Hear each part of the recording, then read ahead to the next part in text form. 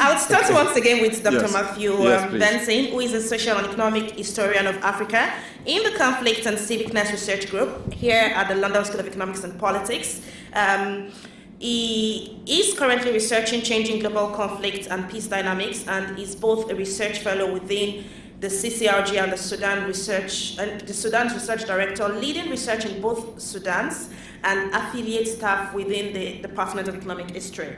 Then we have, joining us via Zoom, Professor Kevin Chika, who is a vice president and chief economist at the African Development Bank Group.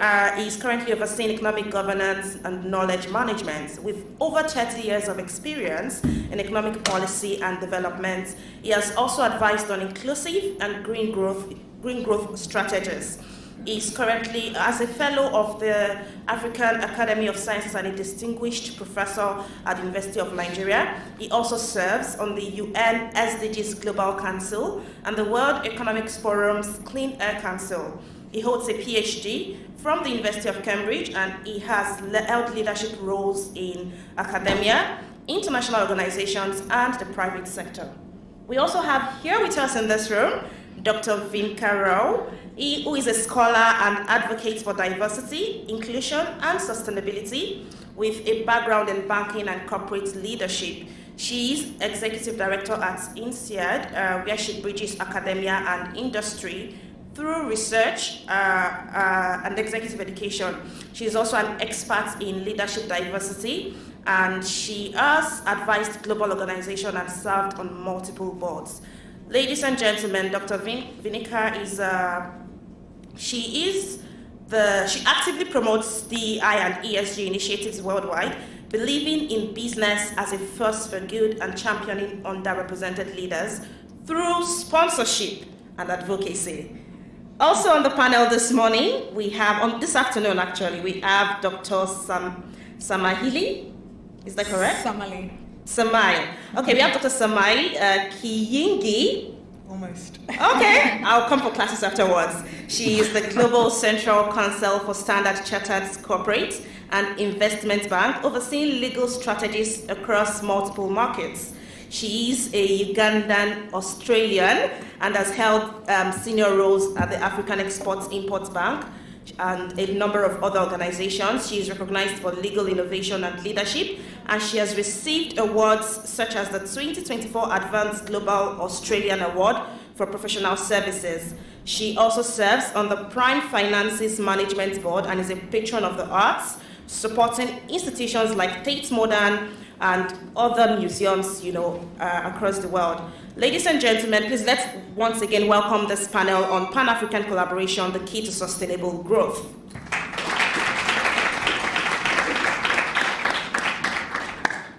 Okay, so we're going to go ahead and open up this with a bit of thinking about why we've chosen this particular theme and some of the broader themes that are influencing this topic. So one of the things that was really important here is not just to think about growth in the sense of making countries wealthier, but also more inclusive forms of growth. So as everyone here probably is aware, or if you're not aware, Africa is one of the most unequal continents in the world, with lots of patterns in which rulers are able to maintain control over resources and not necessarily share them across the country. This is something that I really see in Sudan and South Sudan, of which I'm a historian of, but it's also a place you see in Ghana and other very wealthy countries on the continent too. So this becomes all the more pressing in the world that we have now, which is increasingly fragmented. We see the US global order, which is rapidly turning into something very extractive itself, or more brazenly so. And so this really challenges the continent to think about how is it going to engage and protect its people and grow in a way that is very inclusive, because this is also the key to stable states that are not war-prone and these kind of things. But how is it done in a way that works with this very shifting global dynamic, this chessboard, which is rapidly being rescrambled? And so as I'd like to really encourage my fellow panelists today is to really think about is to draw examples from their personal and professional experiences, because we've got a wealth of experience here, to really articulate what it is that different parts of everything from international organizations to the private sector to working with government, and importantly working with civil society, which is something I think is also often missing in these discussions. How is it that that can be held as a way to really build these more inclusive sort of state projects and a more inclusive continent? So with that, I'm going to go ahead and open up with one of the first questions here, which is initially for Dr. Rao, but we'll actually expand it to everyone who wishes to engage. And I do want to point out, Professor Kevin is on the screen here, so we'll call on him as needed. But the first thing here is to really think about beyond these transactional politics, so redefining Africa's global engagement. So how is it, Dr. Rao, but everyone else here too? Vinika, yes. Dr. Rao makes me feel 100 years old. yeah, just as for me, anyone when questions come, call me Matt, not Dr. Benson. And so how is it that Africa can break the cycle of extractive geopolitical deal-making in sectors like natural resources, infrastructure, and technology? How can it be recentered to prioritize Africa first and long-term inclusive development? What safeguards and collective strategies are needed to prevent new forms of dependency and exploitation? So with that, I hand over to you. That's quite a handful of a question, and I'll try and address it. So first of all, thank you very much to LSE for having me here. It's a real pleasure to be here, and thank you so much for making it such a beautifully sunny week. Though Samali and I were saying we brought the sun from Singapore. So in response to your question, Matt, it's a very important question, and one that I've been hearing people debate since yesterday. I was here at the summit too. A lot of conversation around how are we going to secure Africa's future as a continent in this, as you said, highly polarized and extremely divisive world that we live in today. And the one common thread that has come through all of these conversations, including my discussions with various political and economic leaders all over the global south, has really been the need for a pan-African response to global economy, to global politics. That's what's required to take Africa away from the periphery where it's unfortunately we sometimes find ourselves relegated to, and bring us into where we need to be, which is in the center of global economics and global policy. Taken individually, of course, there are some marginal pockets of opportunity that various African nations can use and try and develop some sort of growth with. But it's not enough for sustained growth on the long-term basis, and certainly not enough for the entire continent to benefit from. If that has to happen, there are some pockets of opportunity that all of Africa, all 54 nations, can benefit from, provided we take this collective approach. Now, I work with a business school. Any of you who've ever done any business degree or has had any dealings with a business school will know that we love our acronyms. We are constantly being asked for the 4 P's of marketing and the 3 M's of something else. So I'm a creature of habit. I do have a framework that I want to talk to you about, which I'm calling the YES framework, the YES framework. I see 3 pockets of opportunity where this kind of Pan-African collaboration will really, create benefit, I think. Y is for youth.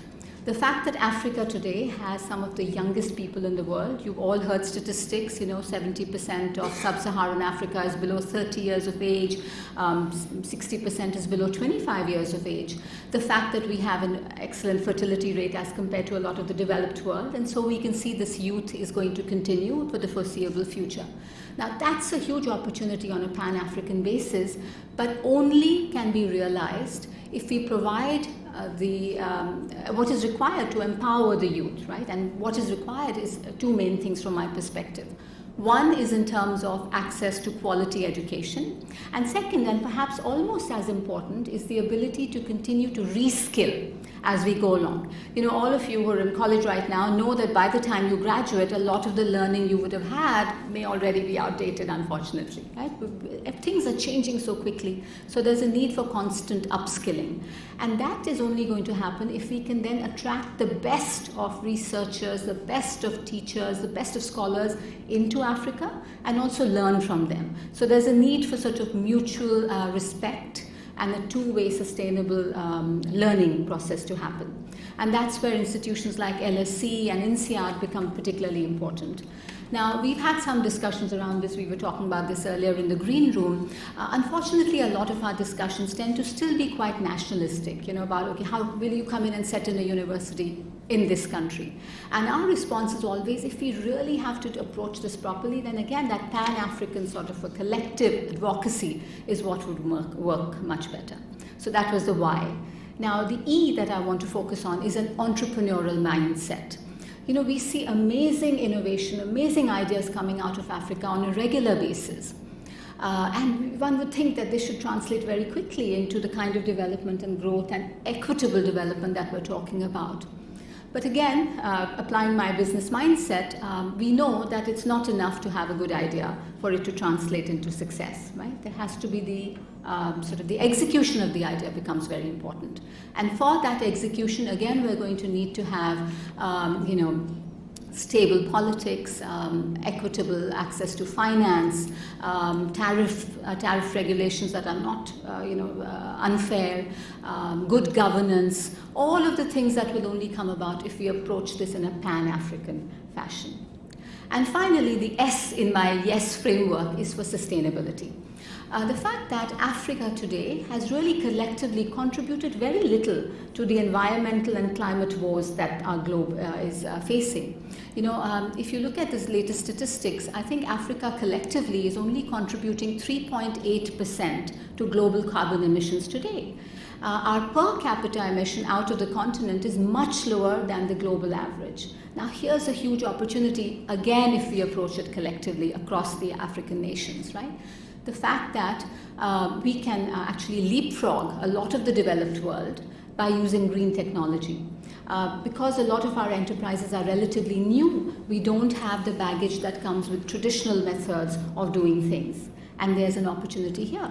And one last point in this regard is the fact that Africa is now really well positioned to take advantage of our low carbon footprint, right? To be able to offset the high carbon footprint that other nations can't seem to avoid. So, you take advantage of natural resources, of renewable energy sources, and use that as a bargaining platform, go into carbon markets, do excellent carbon trading. But again, that's only going to happen if we do what I keep talking about, which is strengthen the negotiation power, send African youth, African entrepreneurs, African sustainability advocates to the negotiating table with the bargaining power and strength and negotiating power that comes from being a collective force. Thank you. Okay, that's a really comprehensive vision for where things ought to go. But I think we now need to think more comprehensively about what the real policy and real strategy to develop that policy would be. So with that in mind, I think I'm going to hand over first to Semele, but I also really think this is where Kevin comes in too, to really think about a really practical, grounded reality of what it means to work on the continent and deliver a coherent sort of package of policies. So if you can, draw as much from your experience to really highlight where and how these challenges are and where you can see some real opportunities for growth. Great, thank you, Matt. And sorry, the focus is again on reducing inequalities and these kind of things. Yeah. Thank you for that. And I think in terms of that questions, really would like to draw on this two ideas. A, the importance of collaboration, which is the theme of this discussion. And in my view, collaboration isn't optional. It is actually fundamental in terms of how the continent will develop in the future. And also the point that was just made around a pan-African response. And the practical example that I'll give is what happened in COVID. So there's a saying that says, never put a good crisis to waste. And during COVID, Africa actually took that crisis and turned it into one of the most impactful examples of collaboration that I've seen in recent times. I mean, if you would recall, at the beginning of COVID, there was a scramble for vaccines. And you had many Western countries effectively hoarding vaccines, having vaccines for 5 times the number of people in their countries. And Africa was being left behind. You only had a few vaccine manufacturers, and every single government in the world calling for vaccines. So what happened? President Ramaphosa of South Africa formed a coalition to actually procure vaccines collectively for the continent. Now, at that time, I was in a previous role where I was the General Counsel of the African Export-Import Bank, and I was privileged to actually lead the negotiations and structuring of that development. And effectively, what happened is that we managed to procure over 200 vaccines and created what was the first commercial contract that African governments have ever entered into collectively. This didn't happen over a number of years. it happened in a matter of months. Why? There was an alignment, there was strategy, there was a framework which we built in which we could finance and also get it to the various countries in terms of that development. And I use this as an example because often we talk about collaboration in an abstract form. And when it is existential, we can actually do it. And I think the key thing to think about is going forward, we actually have many existential issues that we're dealing with, whether it's sustainability, whether it's financial inclusion, whether it's climate change. And we need to almost use the lessons that we had during COVID in order to propel the continent forward. And I just wanted to put that example forward because often we say, all we do is talk, etc. But actually there are concrete examples where we actually have been able to move the dial. Thank you very much. So with this, I think it still highlights one of the big challenges here. So we have a wonderful private sector view, and we have a broad strategy on how things ought to be reformed and moving direction that things need to move into. But I still think we're not quite touching on the real practical realities of actually doing this from the government perspective. So I think, Kevin, this is where you really come in, if you're feeling comfortable, to really think about it. How is it that strengthening Africa's global position can take forward when thinking about everything from increased fragmentation across the world in ways that I highlighted. So thinking about sort of Russia's increasing involvement, the real pull away that we see of the United States. We see EU budgets and the UK's budget going away from aid towards defense and these kind of things. So given this real shifting world, how is it that Africa can work together in order to make the continent really work for the most needed people on the continent and not just reproduce these patterns of extraction that we constantly sort of see? Thank you very much, and good afternoon all. It's a pleasure to be with you, albeit virtually, in this very important discussion. First, let me start by saying that I fully agree with the positions already put forward by my fellow panelists.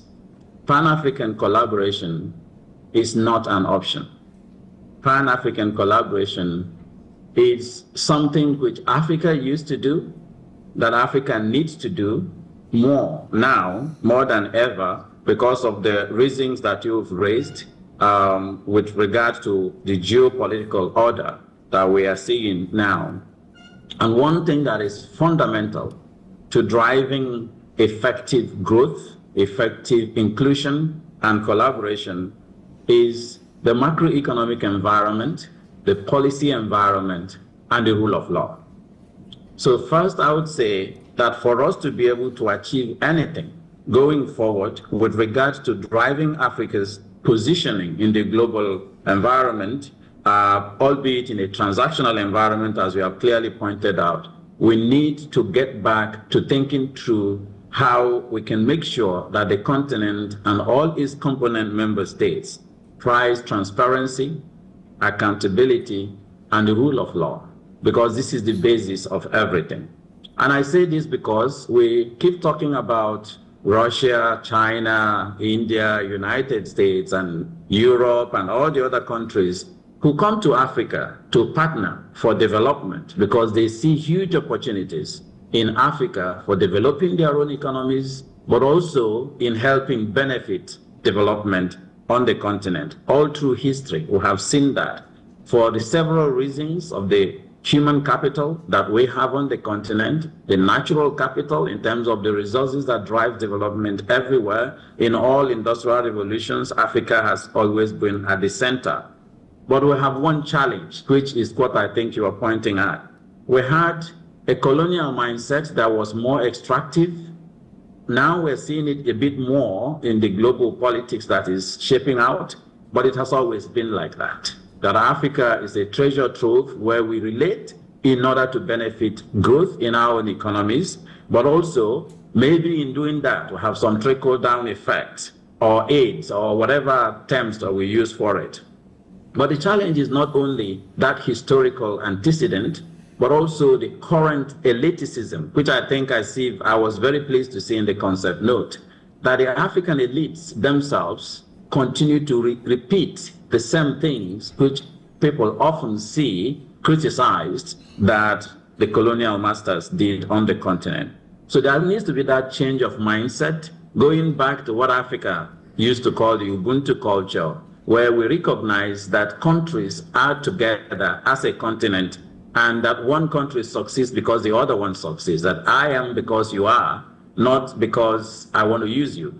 So we need to think about how to bring back that same culture that was actually pervasive across the continent prior to the individualism and the current global order that we have.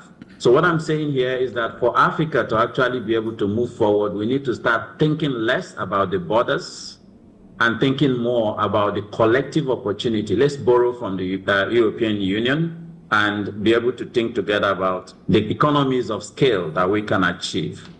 Then the second point is having a homegrown policy, and colleagues have already referred to this. Having a homegrown policy, a clear strategy, and implementation plan with measurable outcomes that the continent agree together as one and be able to move forward. And one example is the Africa Continental Free Trade Area Agreement, which is shaping up as we speak. I'll come back to how that can actually help us drive this in a moment. But just to also echo the point made by the earlier panelists, for us to make this happen, we need proper institutional collaboration, we need policy alignment and financial integration in key areas. I will only mention three. One is on human capital formation. It's not only for the benefit of the continent, but for the benefit of the world. Africa is becoming, the world is becoming more African, and that more African is more African youth. With the youth population that we have, it was elegantly reflected by the first panelist. So how do we ensure that the capital, this huge human capital, is built in a way that delivers growth for the continent, but also delivers growth that is inclusive of everyone and helps delivering labor mobility for the rest of the world? But because of the mindsets we have so many challenges in terms of movement of people within the continent, which is incredibly difficult. So we need to think about how to deal with that larger issue of building the soft infrastructure that drives growth, which is the human capital. But we also need to think about what Africa's natural capital means for growth, for inclusion, and for the global sustainability, even in the transactional world. Again, this is a central role that Africa has continually played, but financial integration remains also very key. Let me just come to the huge things around the demographic dividend that I've talked about, the human capital formation, but also leveraging the African diaspora, which oftentimes is forgotten. But if you look at financial flows to the continent, this is the most reliable and actually the largest inflow of capital into the continent, albeit for consumption smoothing to some extent, but the diaspora and remittances is a huge part that we need to think about. But remittances not just in terms of money, but also brain circulation, allowing the brilliant Africans who study in LSE, study in Harvard, Cambridge, and others to have the aptitude to go back, to contribute, or to be where they are and contribute their know-how, their technological know-how, their knowledge, their policy know-how to the continent. I've talked about leveraging Africa's natural resources and the private sector, which was elegantly already presented. Now, briefly on ACFTA, which is an example I want to give. This continent having 1.4 billion people, soon to be 2.7 billion by 2050. This is a $3.4 trillion economy in terms of the aggregate GDP of the continent. And we have seen through research that the ACFTA, if implemented fully, will be able to drive intra-Africa trade by over 100% and increase Africa's trade with the rest of the world by over 32%. Huge, huge opportunities for employment, over 18 million people to be employed in Africa, and increasing FDI by over 150%. So for me, this is a win-win opportunity for regional integration on the continent. especially considering the growing transactionism that we see in the world. So African leaders need to focus on how we can make the ACFTA not only operational, but domesticated in all African countries as a platform that allows Africa to trade together. But to do that, we need one policy, which I like so much, which I call preferred procurement and Pan-African payment system. One of the questions referred already to the Pan-African payment system, which Afrexim Bank has helped us to develop. But preferred procurement will mean that African countries will put Africa first. So, and this will help drive local entrepreneurism. And I heard the point about entrepreneurship on the first point. It also helps unleash the capacity of Africa's youth and women, their innovative capacity, but also the entrepreneurship capacity within these demographic group in Africa. Then finally, we need not to forget that for trade, for growth, for inclusion to happen, we need infrastructure. So investing in regional infrastructure corridors will be key in unleashing the capacity of African rural areas and African youths and so on. I could give you several examples, the Lobito corridor, the Lagos-Abidjan corridor, and several corridors that the African Development Bank, the World Bank, Afrexim Bank, and other partners have been working on. But investing in this infrastructure to create, hard infrastructure to create the necessary seaports, airports, roads, rails, and all those infrastructure that drives connectivity, but also digital infrastructure to drive transparency, connectivity, and financial inclusion will be critical for us to be able to move this forward. Let me stop here for now, and I can come back in the next iteration. Great. So I think I really enjoyed your points about transparency. It's something that we really see in Sudan, for example, where before, during the revolution and before the current war began, you saw that there was a regime dismantling committee which really pushed for increased transparency across the country. And this is so important because so much of the budget was actually opaque, to the point that the president at the time of the civilian-led regime or government, she said that he only had control of 18%, 18% of the total budget. The rest had been left to military powers that have now gone to war to maintain control over that spending, which is essentially means the country's been run as a sort of business empire. So the real thing the reason I raise this example and focus on this transparency point is because it's not clear who else can hold the government to account other than civic groups and other than kind of free democracies and these kind of things. And something that's been somewhat missing from our discussion today is how do you really get all of this stuff to be linked to people on the ground calling and pushing for states to actually work for them and deliver the public good rather than reproduce these extractive logics that play into these historical trends and all this stuff that we've really fortunately raised in the discussion. So I open this up to all the panelists and to really think concretely and imaginatively about how is it that there might be ways to really break free of this sort of grip that we see in many parts of the country, the continent, even in some of the most free or sort of open societies such as Ghana and so forth.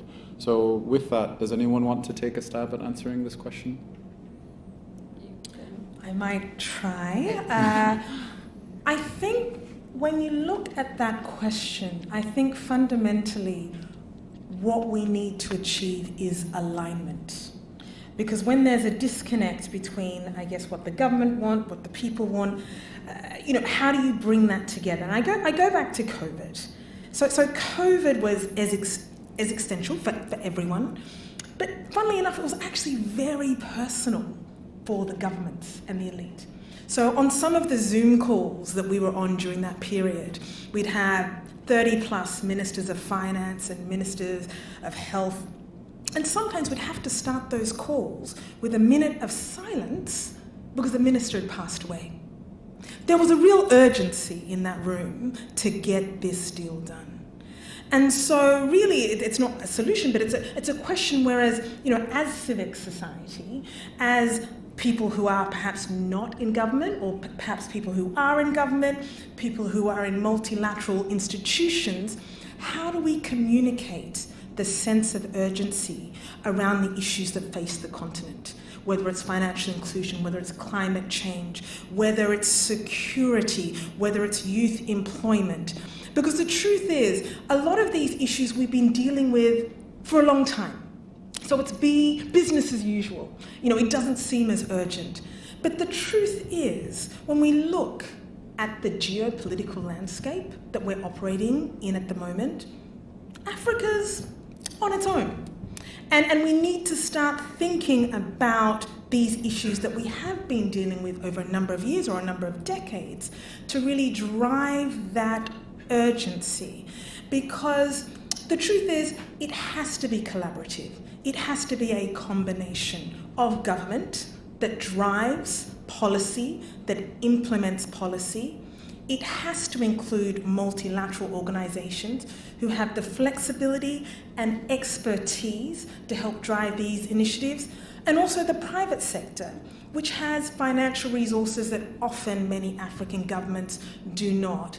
So I haven't really quite answered your question, but I hope I've planted a seed in terms of the potential way forward. Great.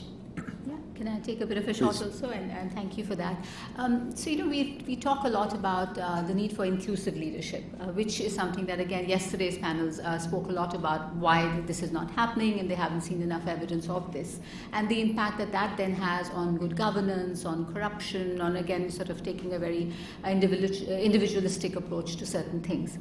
I also think it's very important to introduce broader community participation. Whether it's by means of encouraging civil society organizations or just ensuring that grassroots leaders get involved in terms of deciding what our resources should be best used for, monitoring how those resources are being used, holding our leaders accountable, when they are in positions of authority. That becomes very important. But I try and approach these things from a position of optimism. And I know that we have an audience of young people, and it's your future that we're trying to secure. So I want to introduce another idea that I've seen taking shape in a lot of the emerging markets that we work with, especially in the global south. And I hope that will resonate with you. This is the concept of building a steward mindset. The idea that we are responsible for the resources that we work with. We don't own these resources. These are not resources that are there for the continent to exploit to even its own best advantage.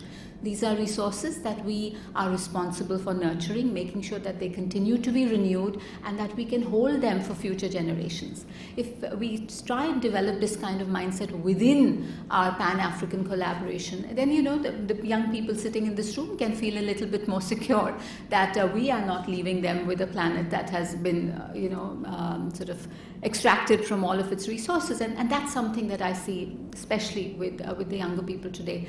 That's an argument that seems to hold water.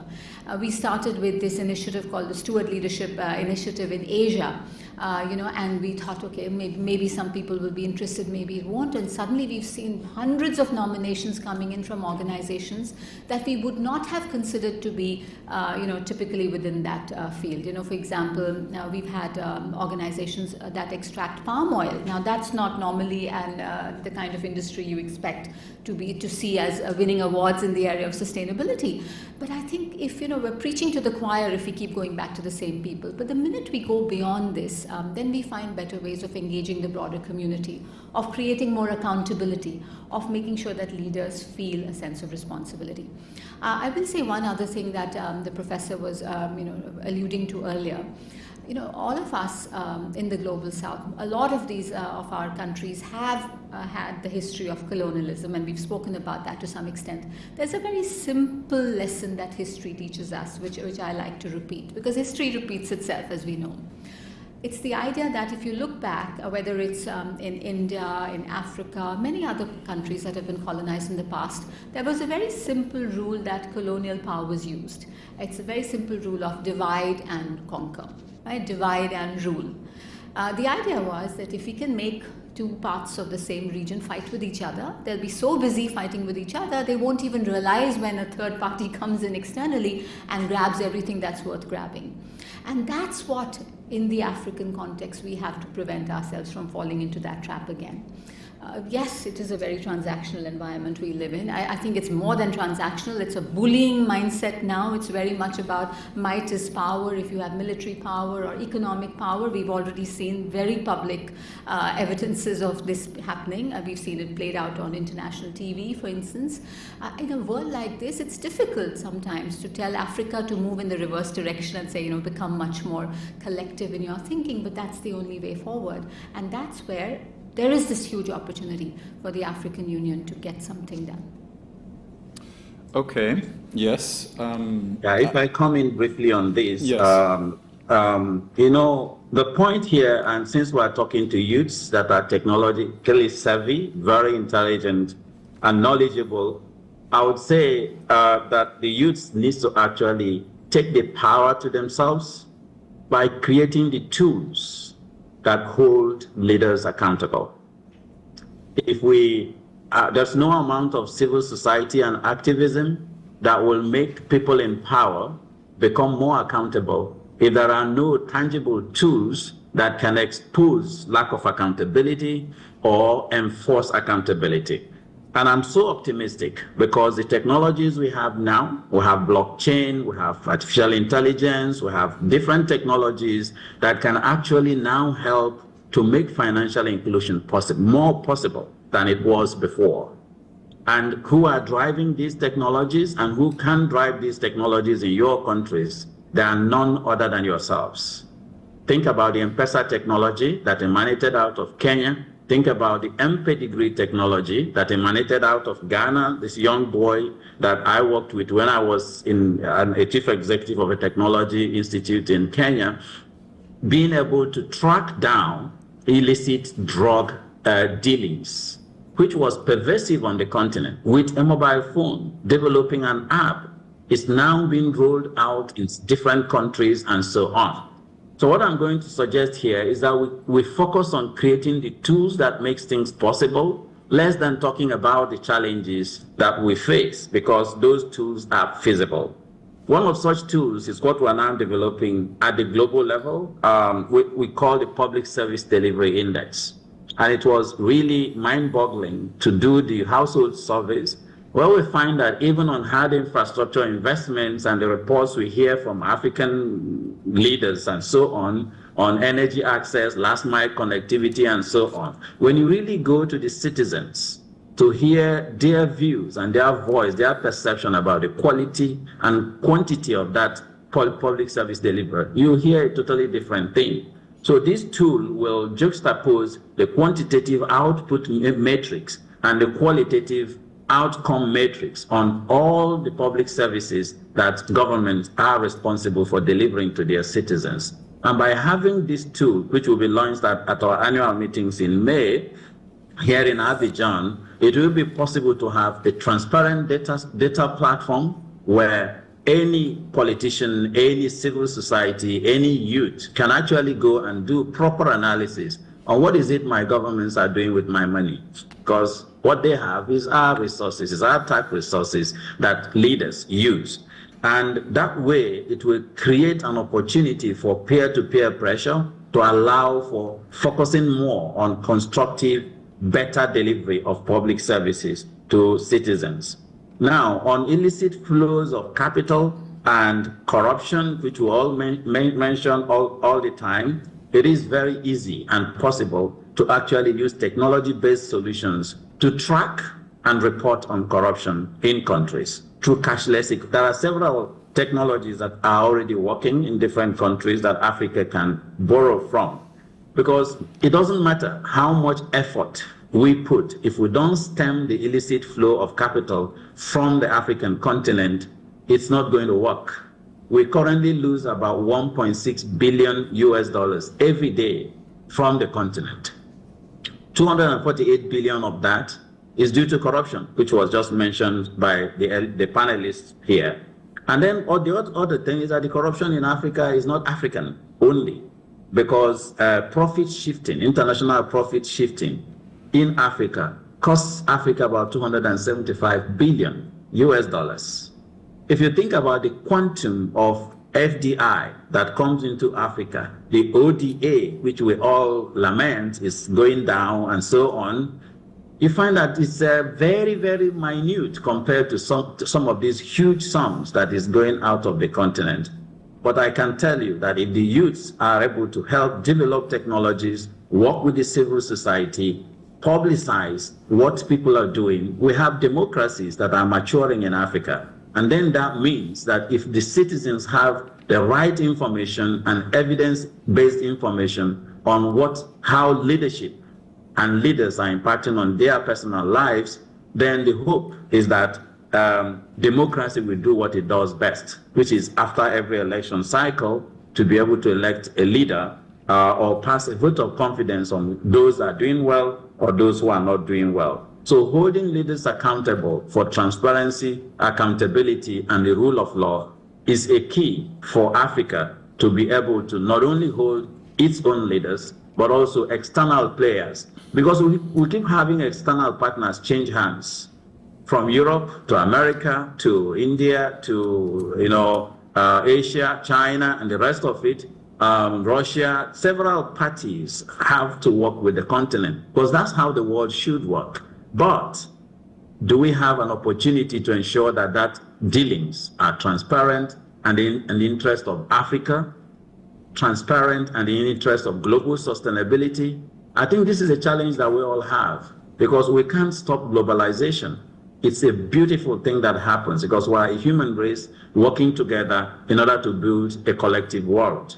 But it's now this extractionism and transactionism only thrives if one party is less favored with research, with technologies, with knowledge, with human capital, and the political will to seek their own interests. So I think one challenge I would put to LSE students is to think about practical projects, practical solutions that can help plug one little gap in all these leakages that Africa has, or create better transparency in holding African leaders and global leaders that extract resources from Africa responsible. And technologies are now available for this to happen. So investing in technology and innovation is something that we should not downplay at all in this whole business of ensuring transparency and accountability. Thank you. Wonderful. So as a economic historian of Africa who focuses on revenue and tax revenue in particular, it's really wonderful to hear Kevin bring these points up. But I think something that's also complicated here is that we are at a moment, an inflection point in the world, where there is this increased transactionalism. There is a real risk and a real emergency point that we see the world suddenly waking up to, and it's been steadily brewing, and Africa is by no means exempt from this. All the resources on the continent are very integral to a lot of these global conflicts that are emerging. And unfortunately, we also see a risk of conflict on the continent really rising and maybe stopping these very attempts to get civil society more involved and so forth. So we have a moment of optimism, but we also have a moment of severe fragility. And with this in mind, I want to kind of open this up for questions and answer now. And when we do this, let's kind of keep it as succinct as possible. I know, and it'd be nice if people introduce themselves, say your affiliation, but do that quickly, and then get right to the question so we can get as much as we can from the only 15 minutes that we have for questions and answer. Who would like to go first? Your hand is up first. I'll take a round of 3 questions first. So I'll start here, then move back. So I think yeah. Thank you all for being here and giving us some great insight. My name is Justice. I'm from California. I represent a NGO that provides tools for Black and Indigenous youth to educate, demonstrate, and legislate. And my question relates to Pan-Africanism and collaboration. And this is for each of you. I mean, either one of you can answer this. Do you think African American activists like Kwame Ture, or formerly known as Stokely Carmichael, Fred Hampton, I wouldn't really consider Marcus Garvey as an African American activist. Marcus Garvey pushed forward Pan-Africanism, or do you think it stifled its growth globally? Okay, that's probably more for me as the academic on the panel, besides, although Professor Kevin may have something to say there too. But I think next is you, please. Yeah. Hi, good afternoon, everyone. My name's Andrea. I am the head of an organisation called Women in Marketing Africa. It's a network of senior people in marketing, advertising, and communications. And I guess my question is more of a practical one. I'm of Ghanaian origin, based in the UK, but when setting up an organisation like that, where is the information anyone can go to find the best? We want to kind of target the whole of the continent. So for an organisation coming in, wanting to be visible or have operations in the various countries, where's the one place they can go to actually get information on how to operate across the continent? Do you understand? Yeah. Okay, so I think your question, if I understand it correctly, is what's the port of call in order to be able to understand how and where to invest? Is that the question? Or invest and just kind of where to register this organisation, yeah. Where to, rather than registering in each country that you want to operate, is there a vehicle for which an organisation can come to the continent and say, yes, we want to operate in all these markets. Where's the starting point? Yeah. Okay, wonderful. I think we can take one more. I think the baseball cap in the back, he may have had his hand up first. Thanks. My name is Kwame Obi-Botre. I'm an investment tax accountant at Lloyds Banker Group, but on the side I do angel investing with an angel syndicate. As part of my more side hustle, which I'm trying to make my main hustle, is I'm on the continent more. I'm originally from Ghana, and I talk to a lot of people who aren't like us, who aren't diaspora, don't have the opportunities. And you guys mentioned a lot, especially Professor Kevin, around building tools to actually go against what's happening, where leadership are kind of suppressing what we're doing.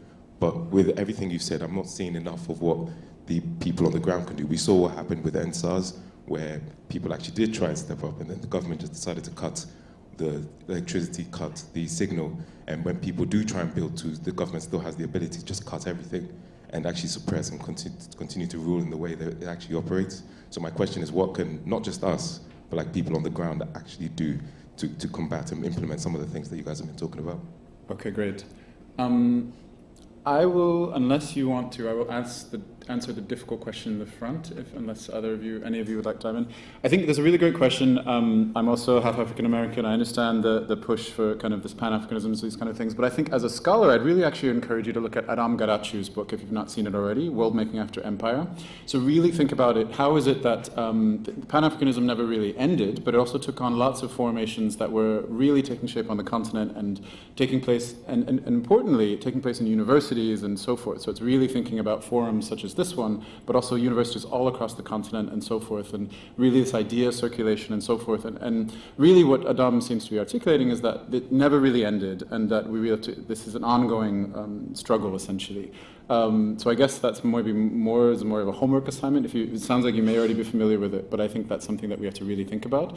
And it ties really neatly to the last question, which is really thinking about kind of how does civil society do something, particularly in such repressive, often authoritarian-leaning governments like we see in Nigeria and so forth. And I think that's a really super tough question, and I'm going to now throw this out to everyone, especially to Professor Kevin, if folks can answer it, unless you'd like to go first to the question about where is it that you can go for a first port of call for kind of an investment side of things. Kevin, do you want to go first? I would just ask, we're running a little bit short on time, so try and be as brief as possible in our replies, but otherwise go forth. Okay, being brief, the brilliant question on where to go if you want to be in Africa. The African Development Bank will have the Africa Data Highway, and this is a conglomerate of all the statistical information on the continent, but also we do have country economists and country managers who are in each country. So if you do reach out to the African Development Bank and express your interest, we may be able to guide you or advise you on what to do. On the NSAS movement and the issue about state power, that exists in every country in the world, where the state would, if they can, repress any kind of civil society action against their objectives. But this is where the issue about creating tools for transparency and accountability becomes central. Because what data does is, when you have data about something and it's publicly available, you can shut it down because facts are obstinate. They often refuse to quit. But if it is emotional, if it is political movements and things going on the streets, it's easy for governments to be able to actually sponsor a counter political movement, counter civil society action, and so on and so forth. So I think one of the major issues is about developing these tools that puts this information out there and ensures that it is publicly available so that citizens can make informed decisions about the electoral processes in their countries and what they can or cannot do in order to address the challenges. Now, on Pan-Africanism and so on, whether it's helping or not helping, I would say it depends on whether it's informed or it is politically driven. And the answer you've given, Moderator, is an excellent one. So I'll stop here. Okay, great. I don't want to, we've got two brilliant panelists here, so do you have some responses as well? So very quickly, I won't add much on the NSAR's response because I think Professor Kevin has answered that very, very eloquently. But on Pan-Africanism, a point that I'd like to make as well is that when we talk about Africa, often we look at that continent and its borders, and we don't look at the diaspora, we don't look at the Caribbean. And one thing I'd like to say, to your point, is that I don't think Pan-Africanism really went away, but we need to almost bring it back to front of mind. And let me take you back to the COVID example, where we procured vaccines for the entire African continent. That was so successful that we got calls from Caribbean states saying, can we join? And they did. And as a result of that collaboration, there are now trade agreements between African countries and the Caribbean. Afreximbank has opened up an office in the Caribbean. Discussions that hadn't happened before. And we ask ourselves, why? So again, these are things that can happen, but sometimes we just need that catalyst.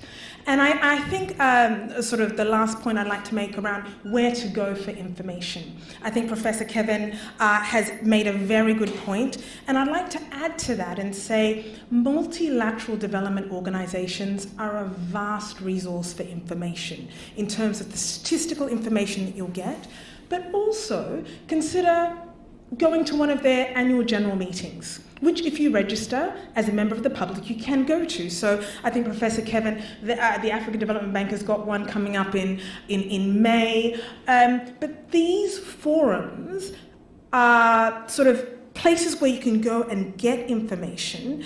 And the other forum I'd like to mention is the Intra-African Trade Fair, which is run by Afreximbank. And again, it happens in different African cities. I think it's every 2 years. And again, it brings together governments, private sector, civil society as well, so you can get all the information in one place. Because unfortunately, we are still dealing with 55 countries. So in terms of registration, that is an individual process. But I'd encourage you to look at these Pan-African organizations, what they're doing, and whether you can attend their events. All right. Veronica, would you like to? I think it's all been very well covered. Okay, great. Do we have time? Are we good? Okay, we can do 2 to 3 more questions. Again, say who you are and answer your question right away, or ask your question, sorry. I think it was a tie between the two of you and then the young woman in the back. Doesn't matter the order. And we've got one guy in the back who's quite urgently would like a question asked as well. So we'll do 4 if we can manage it. My name is Chika Makari. I'm one of the organizers of the summit, and I think I just really wanted to touch in onto the inequality point a little bit. Maybe Professor Kevin, this is something you could add some insight to of, as we continue to grow, I'm really interested in the aspect of inclusive growth. So what are you seeing on ground to really make sure that the extremely marginalized, the ultra-poor people are actually having a say in the decisions that are being made and actually are being affected and not just necessarily, the bigger picture? Good. All right, we'll just move kind of zigzag. I think you've already got the mic. Go forth. Yeah. Yeah. Hi. I'm Alex. I'm a proud husband of one of the organizers, and I'm a lawyer as well. So I had a question for you, Samali, about legal frameworks in Africa. I've done a few deals. I've worked on a few deals around Africa at the moment, and it's the only place where you want to do a deal in one country, and law firms, clients have said, actually, we don't have a lawyer there. We can just use someone from Nigeria or Ghana or whatever, which is just, you would never do that in Europe, right, or anywhere else. And also doing deals where the legislative framework just isn't there. I worked in a deal in Mauritius where we had to move retail banking operations over, and it just didn't have the legislative framework, so we had to help write legislation essentially to do it. So I just wanted to know your view on increasing that capability around Africa, and your experience as well. Okay, wasn't there one here as well? So we'll go to the back, but then you're not missed. Hi, my name is Olisa Nadili. I work in financial services, and also I'm an independent researcher in knowledge management. Professor Kevin, you mentioned that $1.6 billion is lost due to illicit flows, and about $275 billion is profits shifting. Looking at the governance institutions in Africa, government operators, the judiciary, the police, you know that we have some of the Africans have government have weak institutions, and some cases of corruption, issues of tax evasion. Sometimes when it gets to court, you know, the perpetrators get their way out, and it's only when you have classic cases that involves international foreign countries that the countries that can influence and get those actors to justice, like what the current U.S. president has just disbanded the FCPA Act. Is there anything that the African Development Bank or some of the other multilaterals could do to influence the way the rule of law is applied, and how illicit flows can be contained or prevented? Great, thank you. Yeah, okay, thank you. I think my question is more like a right on to his question, and I think it's to Professor Kelvin. He made mention of a lot of things around tools for accountability, designing technology tools to ensure accountability and governance. But I think in the last couple of years, there have been a lot of tools designed, even using Nigeria as a case study, where they've been using to promote transparency and for citizens to get involved. But there's a challenge around poverty, because we've seen a lot of people that, they probably feel that they're more concerned about what they want to eat than holding government accountable. So how do you talk about, how do we then incentivize, the behavior of citizens when it comes to, electoral accountability, and putting in mind the growing poverty rates in Africa? All right, so let me just summarize some of the questions. We have a question that's sort of leaning into the techno-futurist optimism that we have from Kevin, but we also have a question about legal frameworks and kind of how do you really work with them, and the kind of lack of lawyers and stuff. And throughout all of this, we have a pervasive question around inequality. How do we reduce it? And how do you really get civil society and these kind of things involved? So if we can hand that over, and I think we can start here maybe, and then end with Kevin. If Kevin, Kevin, you've been brilliant, but I would encourage you, because we're just at the very end, if you can be as concise as possible, just so we wrap up on time. But your comments have been wonderful, and I suspect you're going to receive a lot more interest from students once this is done. But anyone from? So perhaps I will just answer the one question on the legal framework. And the point you raise is a very, very real one. And in fact, in my experience, a lot of the deals I did on the continent between African countries, we used laws outside of Africa, so often English law or French law.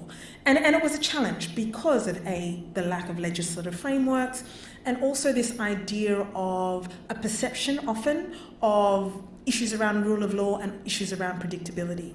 There are things that are happening, however, to improve that. So again, multilateral development banks and the one I used to work with, we would actively work with attorney generals to look at what legislation needed to be implemented, work with local bar associations in terms of how could we help in driving those discussions forward. It is an ongoing conversation. And given that you're in the field, the other organisation that I'd probably mention is the African Legal Support Facility, which actually saw this as an issue and was set up specifically just to advise governments and train governments and their judiciary around issues around commercial contracts. Because again, it's sort of a high level issue, but as an entry point to international investment, as an entry point to trade, which the continent really needs in order to finance development, it is something that we really do need to focus on. Great. You know, I'll defer to Kevin. We have limited time, and I think All right. the questions are quite related. So. Kevin, the floor is yours. Okay, thank you very much. And as usual, my fellow panelists have addressed the issue of the legal frameworks. The African Development Bank Group set up the African Legal Support Facility specifically for that reason. And that's why also one key recommendation is building capacity, human capital that we need in some of these key areas. On addressing inequality, it's a pervasive thing, it's a continuous challenge. But then also we have the African Development Fund, which is part of the African Development Bank Group that is focusing on the fragile countries in Africa, the poorest African countries that are facing post-war issues and a lot of fragilities. That's a continuous effort that we do. We've invested over $45 billion in the life of the ADF. And this is also why it will be a good point to call for a better replenishment of that fund, which is going on now. It is replenished every 3 years by member countries. So please do encourage your member countries to help replenish that more so that we can have better capitalization and better impact. On illicit flows, yes, the 1.6 billion is not for illicit flows alone. It is a composite of all, the average per day of all illicit flows. In total, our data is showing us about $587 billion every year. So that is just an average for daily flows. But then the point you raise here is that's why also the African Development Bank will have a framework for combating illicit financial flows to address a lot of all those. But we have a specific department which is on economic governance and managing illicit flows on the continent. So because of want of time, we can have further discussions on how you can engage with that department, which happened to be within my vice presidency. Thank you. All right, so I just want to give a quick round of applause to all the panelists.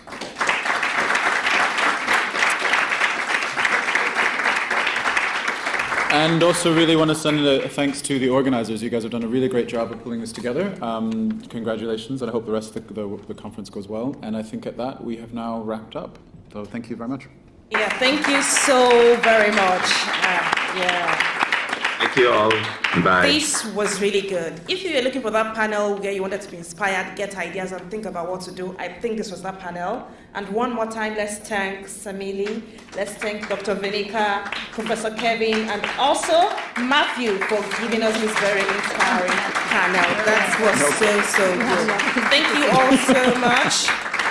Thank you, guys. Thank you.